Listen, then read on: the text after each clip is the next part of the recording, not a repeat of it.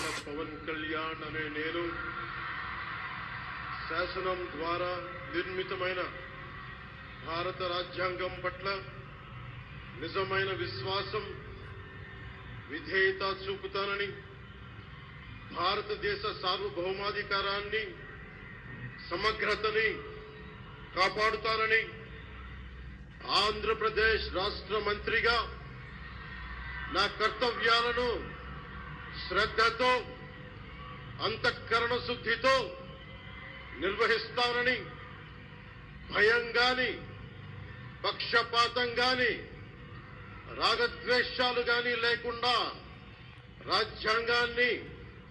శాసనాలని అనుసరించి ప్రజలందరికీ న్యాయం చేకూరుస్తానని దైవ సాక్షిగా ప్రమాణం చేస్తున్నాను.